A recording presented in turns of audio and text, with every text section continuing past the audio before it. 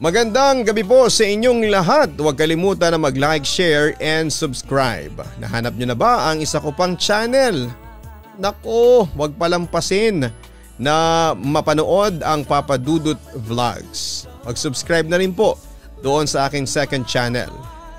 Ngayong gabi sa Papa Dudut Stories, kapag nangarap tayo ng isang propesyon, nakakalimutan na natin minsan ang mga taong nagmalasakit at nagmahal sa atin.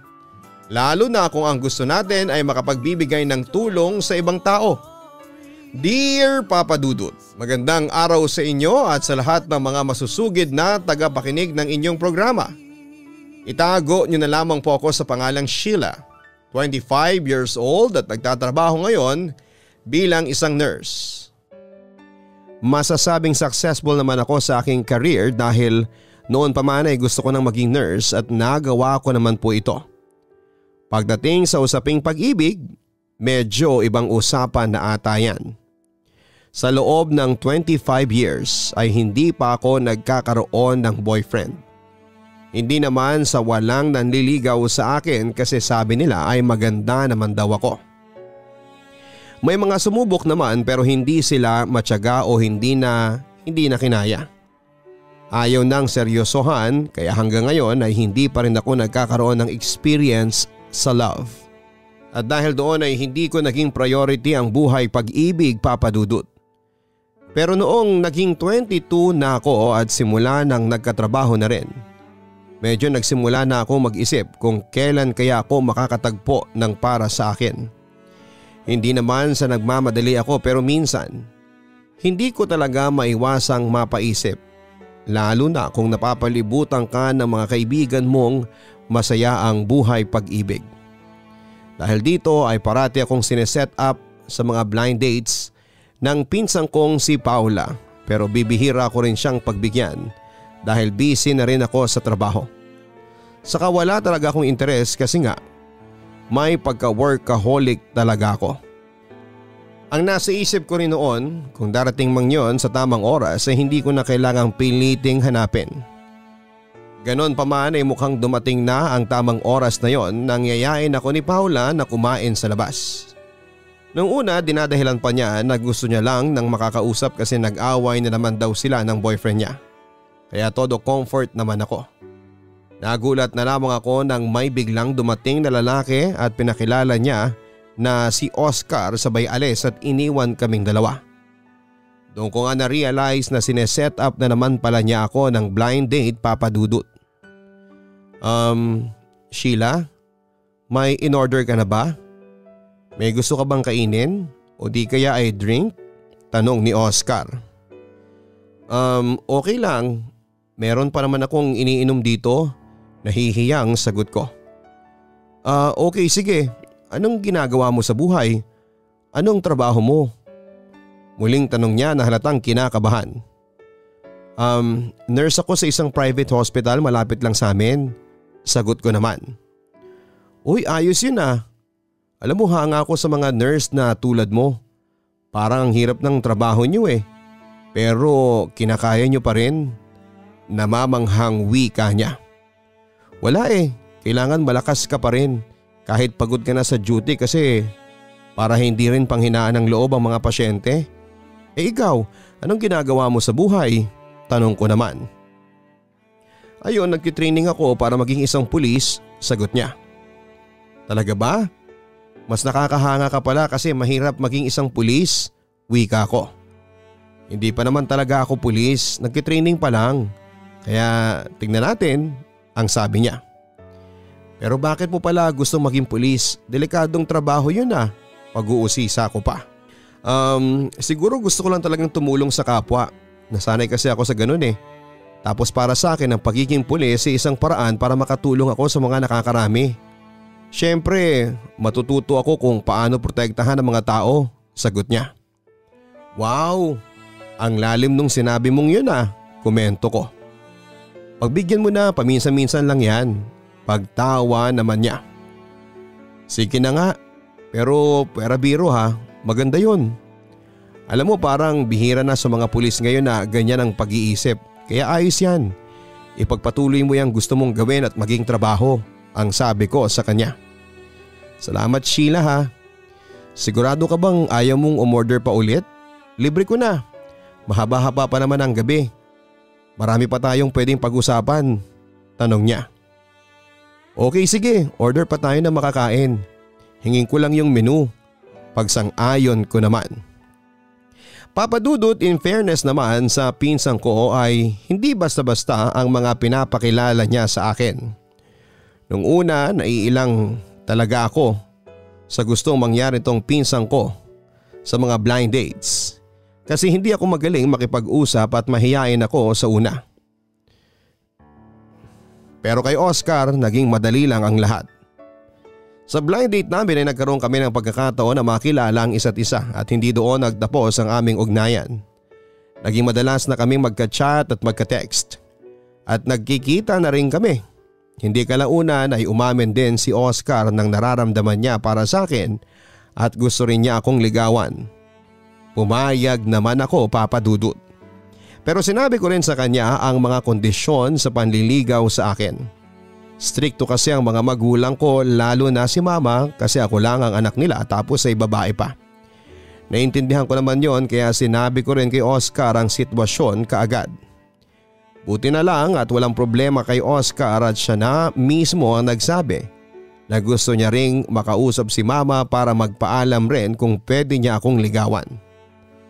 Kaya naman pumunta na rin si Oscar sa bahay namin para formal na makipagkilala kay mama at maligawan ako. Seryoso siyang hinarap ni mama pero nakita ko noong umpisa na nagustuhan na siya nito. Siguro sa itsura na rin niya at ayos ng pananamit. Palagi kasi siyang malinis tignan dahil na rin sa makinis niyang kutis kahit lalaki pa siya. Nagkakwentuhan na nga sila noon ni mama hanggang sa usisain na ni mama ang ginagawa niya sa buhay.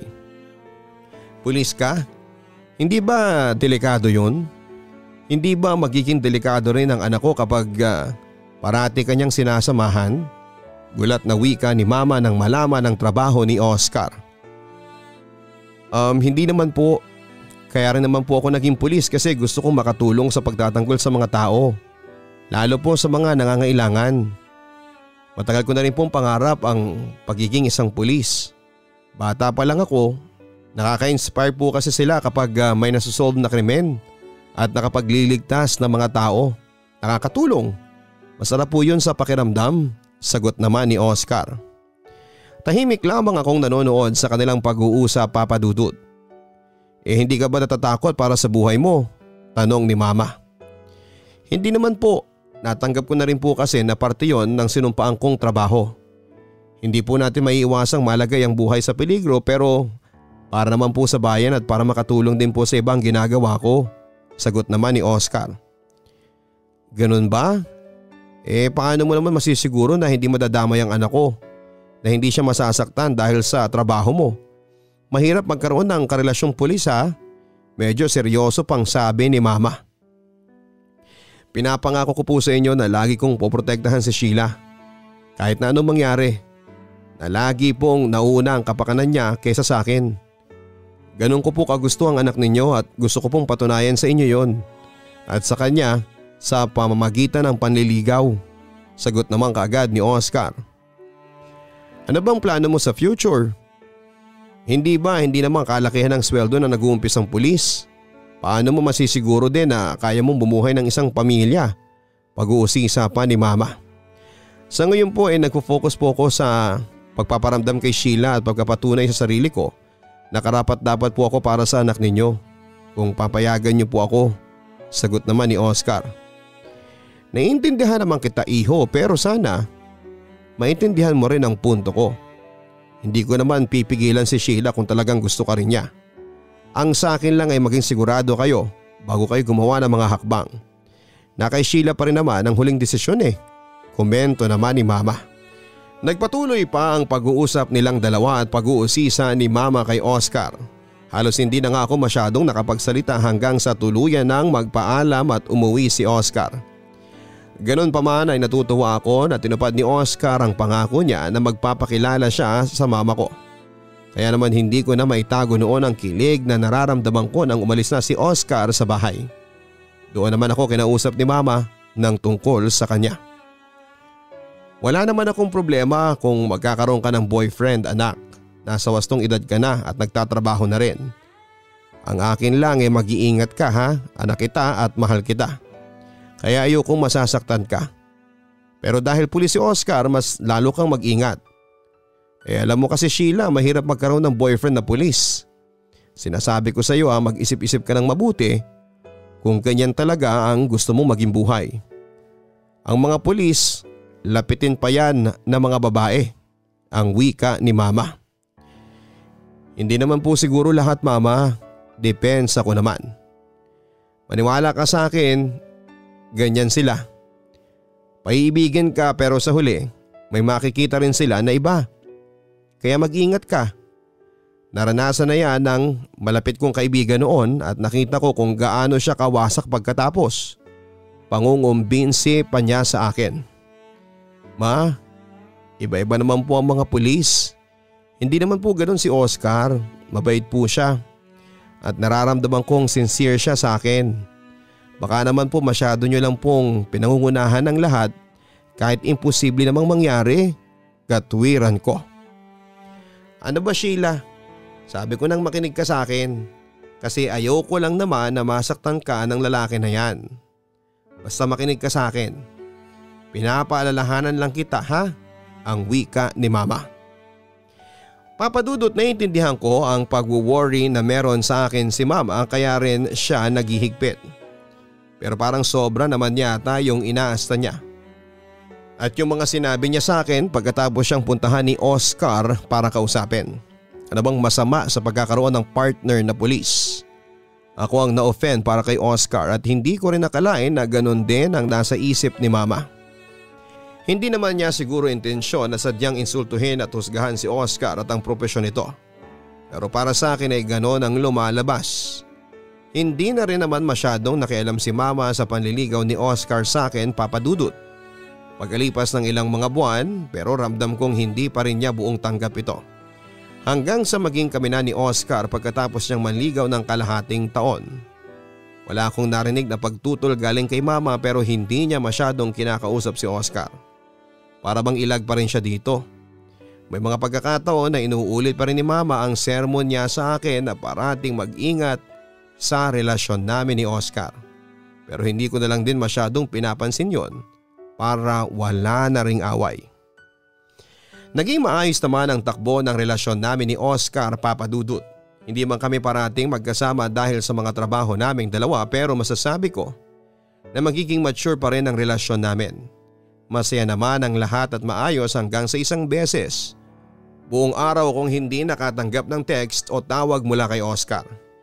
Medyo naiinis na ako noon dahil may schedule kami na dapat ay susunduin niya ako at kakain kami sa labas. Pero nagulat na lamang ako nang makatanggap ako ng tawag mula sa pinsan niya ang si Dex na isa ring pulis at sinabi nito na nasa ospital daw si Oscar. Naaksidente daw si Oscar sa isang raid na ginawa nila at nawalan ng maraming dugo. Naiyak na kagad ako noon, papadudot, at hindi ko alam ang gagawin ko. Pumunta na lamang ako sa address na ibinigay ni Dex at naabutan kong ginagamot nga si Oscar. Nang matapos siyang gamutin ay pinayagan na nila akong makapasok sa kwarto ni Oscar. Iyak ako ng iyak noon hanggang sa magising na si Oscar. Sorry babe, napag-alala kita. Alam mo naman na ganito talaga ang trabaho namin bilang pulis. Lapitin talaga sa aksidente. Ang wika ni Oscar. Ayun na nga eh. Hindi pa pwedeng hindi ka nalang madestino sa labas? Naiiyak na tanong ko. Bago pa lang ako bilang pulis kaya talagang madalas na nasa labas ako.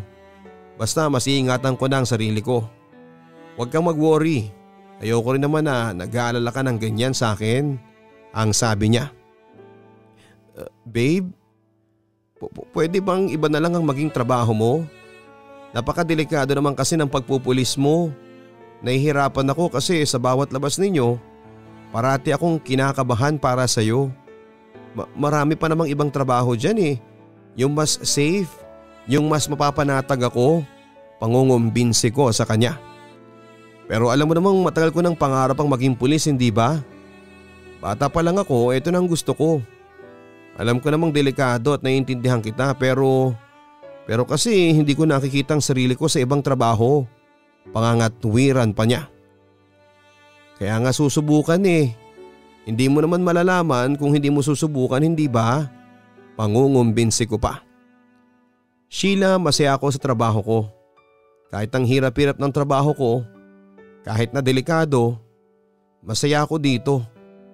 Masaya ako sa ginagawa ko kasi nakakatulong ako sa mga tao. Napoprotektahan ko sila. Ganun naman kapag mahal mo ang trabaho, hindi ba? O ang isang bagay. Kapag mahal mo, gagawin mo ang lahat para mangyari yon. Para matupad. Ganun din ako sa pagiging pulis ko. Hindi naman ako gagawa ng ikakapahama ko.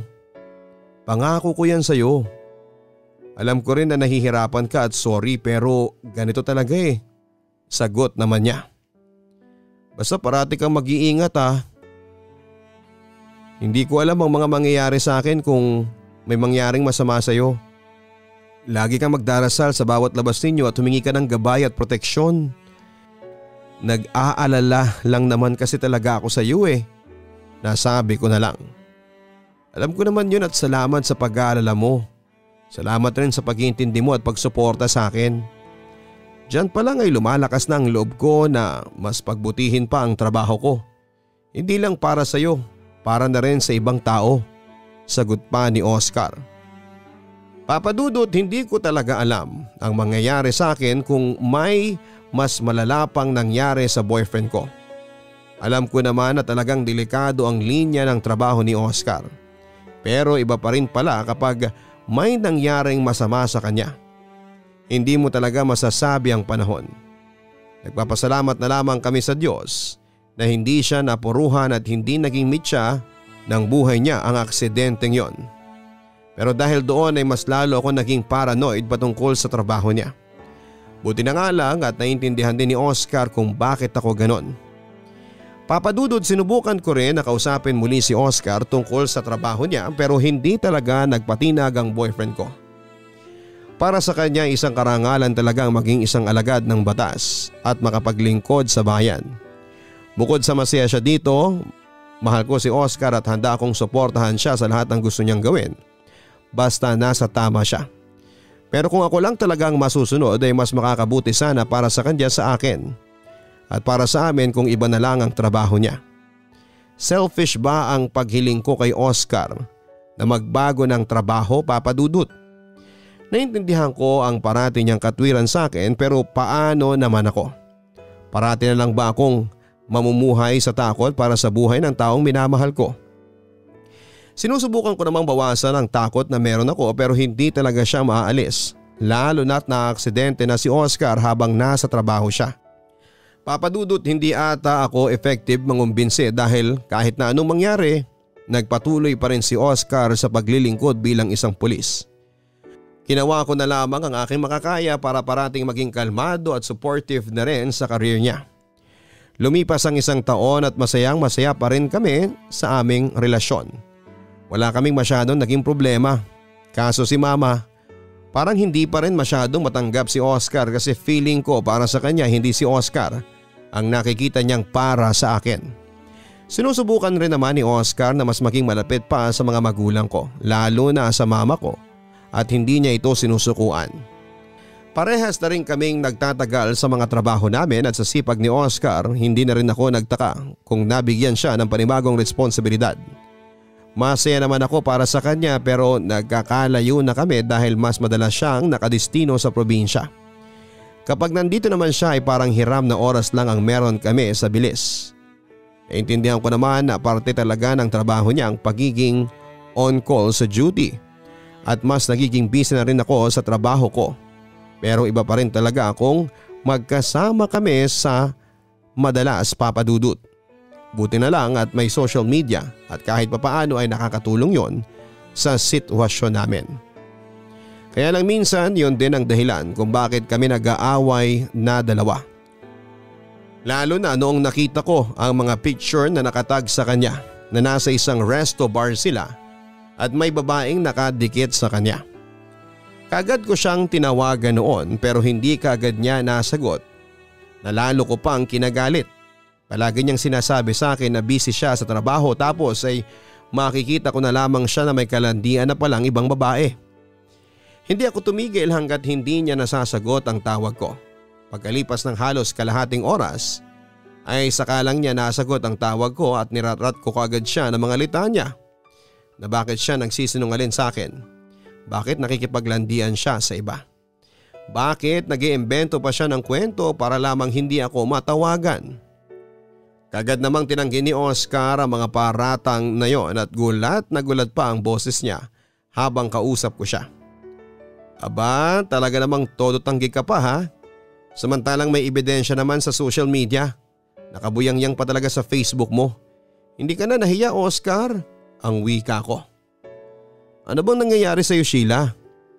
Kung ano man yung sinasabi mong nakita mo sa Facebook, lawakan mo naman ang pag-iisip mo. Huhusgahan mo ako, aawayin mo ako at susugurin ng ganito dahil lang sa isang picture? Hindi ka man lang nagtanong muna sa akin. Naiinis na sabi niya. Kaya nga kita tinatawagan ngayon kasi gusto kong malaman kung ano yun. Akala ko ba busy ka sa trabaho? Nagawa mo pa nga magpunta sa bar kasama ang mga katrabaho mo tapos may babae pa dun. Panunumbat ko pa sa kanya. Ah, yun ba? Diyos ko, Sheila. Ano ka ba? Birthday kasi ng boss namin yun. At mga pamangkin niya yung mga babaeng yun. Pagdadahilan naman ni Oscar. Pamangkin? Huwag mo nga akong pinaglololoko, Oscar ha. Gagawin mo pa akong tanga.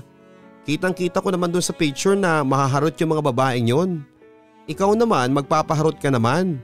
Gustong gusto mo rin no? Galit na sabi ko pa. Sheila, ano ba? Sinasabi ko na nga sa'yo hindi ba? Birthday ng boss nga namin yun. Nakita mo bang may bote sa tapat ng lamesa ko? Ni hindi nga ako umiinom dun kasi nahila lang naman ako dun Nakikisama lang ako at bawal ba yun? Naiinis na ring wika niya. O sige dun ka na. Puro ka dun. Ang layo-layo na nga natin, hindi ka pa makapag-reply sa akin. Anong gusto mo maging reaksyon ko sa nakita kong yon? Magpa-party? Hindi mo nga ako kinakausap ng matino kasi nga ang lagi mong dahilan trabaho. Pero sa paglabas mo dyan, sa malayo may time ka. Ibang klase, sagot ko sa kanya. Ikaw ang ibang klase. Pinapaliwanag ko nga sa'yo tapos ayaw mong buksan ang isipan mo sa paliwanag ko. Para sabihin ko sa'yo, hindi naman ako nagtagal doon. Kumain lang ako ng konti tapos nagpaalam na ako sa boss namin. Kasi kailangan kong magpahinga dahil masama din ang pakiramdam ko doon. Dapat tatawagan kita kahit saglit lang nung gabing yon kaso nakatulog na ako sa sobrang pagod at sama ng pakiramdam ko. Saka akala mo ba hindi to mahirap sa akin? Sa bawat tapos ng mga operasyon namin, ikaw ang hinahanap ko kasi pagod na pagod ako. Ikaw ang pahinga ko, Sheila. Kaya nahihirapan din ako na wala ka. Pero wala kailangan nandito ako. Seryosong sabi niya. Pwede ka naman kasi mag-iba ng trabaho para mas magkasama tayo. Hindi yung palagi na lang ganito. Naiiyak na sabi ko. Sinasabi ko sa iyo hindi ba? Napag-usapan na natin to noon pa. Ilang beses na. Pangarap ko ang pagiging pulis. Hindi lang naman ako nagsasakripisyo lang para sa sarili ko. Pero para sa iyo din naman ito. Para sa atin. Kung hindi mo yun maintindihan ngayon, sorry. Pero sa susunod na lang tayo mag-usap muna. Paalam niya bago pinutol ang tawag na yon. Papa Dudut, first time kong marinig si Oscar na sobrang nagalit sa akin. Bihira naman kasi kaming mag-away o magkatampuhan at lagi namang naaayos kaagad. Pero noong oras na yon, noong sinabi niya na sa susunod na lang kami mag-usap, natakot ako para sa relasyon namin. Hindi na kami parating magkasama at magkausap kaya hindi ko rin alam kung kailan ba yung sinasabi niyang sa susunod na lang. Buti na lamang at kinabukasan ay tumawag din siya ulit at sinabing nagpalamig lang din siya ng init ng ulo. Nagsorry din ako sa kanya kasi inungkat ko na naman yung kagustuhan ko na magkaroon siya ng bagong trabaho. Naging maayos naman kami pagkatapos noon pero aaminin ko, Papa Dudut. May mga pagkakataon na talagang nahihirapan ako na maging girlfriend ni Oscar. Mahirap ang buhay ng isang girlfriend ng pulis. Pero pilit kong kinakaya ang lahat dahil mahal na mahal ko si Oscar. At nakikita ko rin na siya ang gusto kong makasama panghabang buhay. Pero habang tumatagal ang relasyon namin ay mas nararamdaman ko ang pangamba na para bang anumang oras ay pwede siyang mawala sa akin o kaya ay pwedeng may mangyaring masama sa kanya. Yun ang palagi kong kinakatakot. Yun din ang nasabi ko noon nang minsang magkasama kami ni Paula. Naikwento ko sa kanya ang mga hinanakit ko sa relasyon namin ni Oscar at kung gaano ko kamahal ang boyfriend ko. Pero hindi ka naman ba nagsisisi na nakipagrelasyon ka kay Oscar? Kasi alam mo naman na una pa lang pagpupulis na ang gusto niya, hindi ba? Ang wika ni Paula. Hindi naman kasi natanggap ko rin naman na una pa lang ay eto na talaga. Na eto na talaga ang gusto niya. Pero kasi alam mo yun, minsan talaga mapapadalawang isip ka na lang sa sitwasyon na meron kami. Naiisip ko na what if iba ang trabaho niya? Siguro mas masaya kaming dalawa, hindi ba? What if lagi siyang nandito? E di mas madali ang lahat. And what if kung hindi siya pulis? E di sana mas matatanggap siya ni mama. Malungkot na kwento ko. Hala, ayaw pala ni tita kay Oscar? Gulat na tanong ni Paula. Hindi naman sa ayaw niya pero alam mo naman si mama. Kung ano-anong sinasabi niya minsan. Kesyo ang mga pulis ganito raw, ganyan. Napipressure ako kay mama kasi parang kahit na anong gawin kong pagtatanggol kay Oscar, bawal at mali sa paningin niya. Kahit na wala namang ginagawang masama yung tao sa kanya. Pinakikisamahan naman siya ng maayos at may paggalang pero iba pa rin ang tingin niya kay Oscar. Ang kwento ko. Baka naman pinoprotektahan ka lang ni tita. Alam mo naman siya, hindi ba? Komento ni Paula. Naintindihan ko naman pero alam mo rin naman si mama minsan OA siya. Masyado lang kasi siyang mapanghusga sa mga pulis na tulad ni Oscar paminsan. Sabi niya ayaw niya lang daw kasi akong masaktan. Pero kasi sa ginagawa niya masasaktan lang din ako kahit anong mangyari. Sagot ko naman. Siguro naman ay maiintindihan rin ni tita yan kapag nagkausap mo siya sa mas maayos na paraan. Alam mo yun, ipapaliwanag mo lang ulit ng maayos. Ang payo pa ni Paula. Ewan ko ba Paula? Hindi ko naman rin talaga alam Nakakapagod na nga rin talaga minsan. May mga araw na natutulala na lang din ako sa trabaho. Pero tanggap ko naman simula nang sinagot ko si Oscar na mahirap talaga. Hindi ko lang akalain na magiging ganito kahirap. Wika ko naman. Magiging maayos din ang lahat. Alam kong hindi madali pero may magiging bunga din naman lahat ng sakripisyo ninyong dalawa ni Oscar. Isa pa, alam ko at ramdam ko na mahal ninyo ang isa't isa. Hanggat lumalaban siya, ilaban mo. Hanggat parehas kayong lumalaban, huwag kang tumigil na magmahal. Ang payo pa niya sa akin.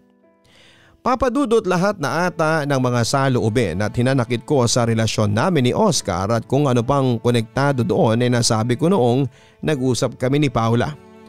Nakakagaan rin pala sa pakiramdam yung may masasabihan ka ng problema, ng nararamdaman at mga inaalala mo Minsan kasi masyado tayong na-overwhelm sa mga nangyayari kaya ang nagiging ending ay sinasarili na lang din natin ang mga emosyon natin. Pero sa pagkakataong yon ay hinayaan ko na ang sarili ko na maging open sa ibang tao. Lalo na sa pinsan ko. Alam ko kasing maiintindihan din ako ni Paula. Wala naman akong pagsisisi na naging boyfriend ko si Oscar. Hindi ko rin ipagpapalit ang mga oras na kasama ko siya kahit na gaano kahirap para sa akin ang sitwasyon naming dalawa. Ganon naman siguro kapag mahal mo, hindi ba? Kahit gaano kahirap, madalas ay pipiliin pa rin natin ang manatili hanggang sa huli dahil sa pagmamahal na meron tayo para doon sa tao. Madalas lang talaga na dahil sa propesyon ng trabaho ni Oscar ay sinusubok ng mga problema ang relasyon naming dalawa. Kagaya na lamang noong nadestino siya sa isang probinsya kung saan ay halos kalahating taong kaming hindi nagkita. Hindi rin kami madalas na nagkaka-text o tawagan dahil busy kami sa mga trabaho namin. At nang mabigyan siya ng bakasyon at makauwi sa lugar namin, Nagulat na lamang ako na injured na siya at medyo hirap nang maglakad. Sinabi naman niya na maayos na ang lagay niya noon at naaksidente lamang siya sa trabaho nila. Ang paulit-ulit niyang dahilan na kinasanayan ko na lang din. Babe, sorry ha. Alam ko kasing hirap na hirap ka dito. Hindi kita nakumusta man lang kasi limitado lang yung libre kong oras. Lalo na sa mga unang buwan namin doon. Alam kong malungkot ka ditong mag-isa at miss na kita pero wala akong magawa man lang para pagaanin ang loob mo. Malungkot na wika ni Oscar. Ayos lang, naiintindihan ko. At saka kinaya ko naman, hindi ba? Kinaya naman natin. Ang mahalaga ay nandito ka na ulit. Kasama na ulit kita at alam kong buhay ka. Na okay ka doon kahit na anong mangyari. Nababalik ka sa akin kagaya ngayon. Sagot ko naman.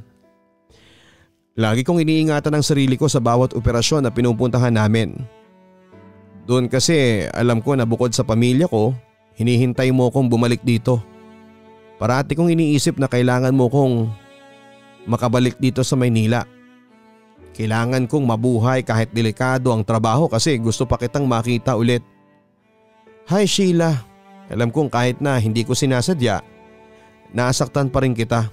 Alam kong masyado kitang pinag-aalala dahil sa klase ng trabaho na meron ako. Sorry kasi ganito ang naging buhay.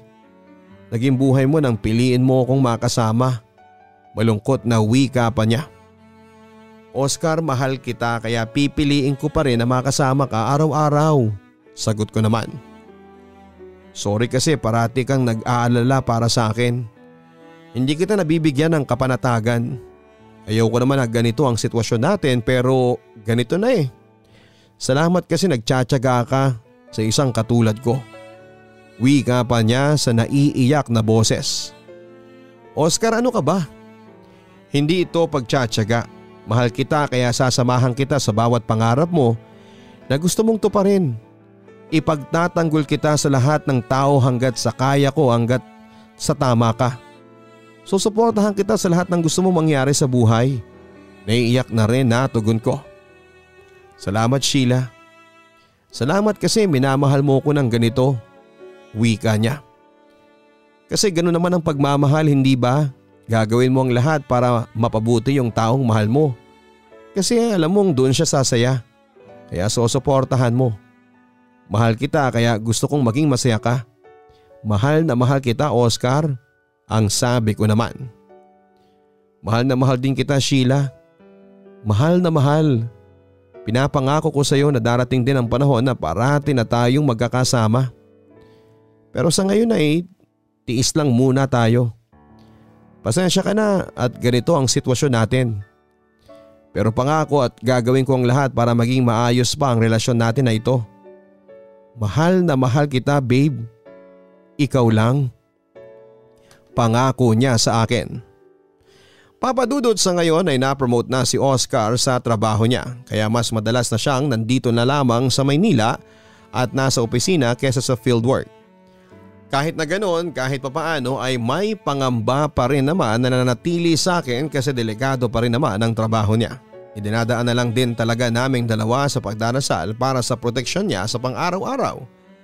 At hindi rin ako nagkukulang sa mga paalala ko sa kanya na parating mag-iingat. Sa huli ay napatunayan ko sa sarili ko at sa ibang tao na rin na kahit gaano kahirap at challenging ang mga pinagdaanan namin ni Oscar, ang pagmamahal pa rin namin para sa isa't isa. Ang magsisilbing lakas namin para hindi iwanan ng isa't isa. Pagkatapos ng mga pagsubok at panghuhusga ng mga tao sa paligid namin, sa wakas, nakarating na rin kami sa aming tamang destinasyon. Sa kasalan. Oo, papadudot, malapit na po kaming ikasal ni Oscar at ngayon ay nagpaplano na kami para sa kasal namin sa susunod na taon. Papadudot, umaasa ako na ang kwento kong ito ay magsilbing reminder para sa ating lahat na mas maging understanding sa mga tao sa paligid natin tulad ng mga pulis.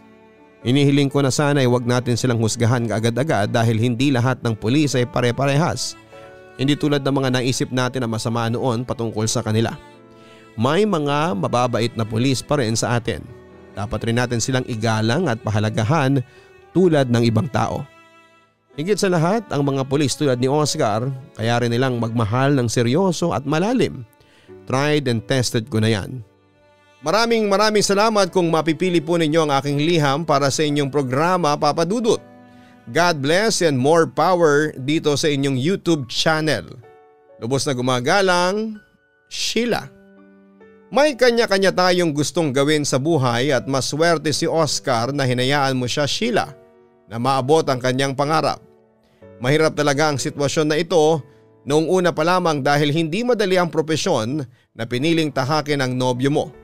Pero parte naman talaga ng trabaho niya ang palaging malagay sa panganib ang kanyang buhay. Ganon pa man ay patuloy mo lamang na ipagdasal ang kanyang palagiang kaligtasan sa kanyang trabaho man o kung nasaan pa man siya. At patuloy mo ring ipanalangin na lalo pang patibayin ang inyong relasyon na dalawa. Huwag kalimutan na mag-like, share and subscribe. Maraming salamat po. Ang buhay ay mahiwaga, laging may lungkot at saya. Sa Papa Dudut Stories, laging may karamay ka.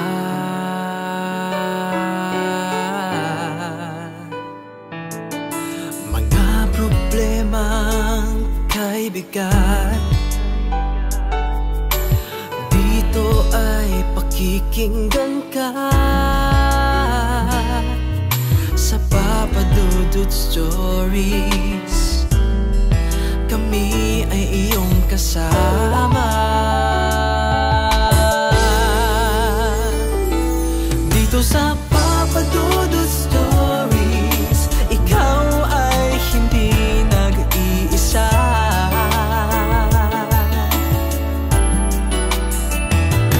Dito sa Papa Dudut Stories, may nagmamahal sa'yo.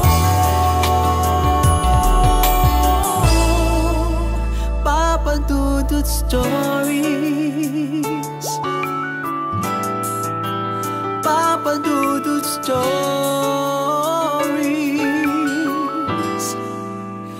Papa Dudut Stories.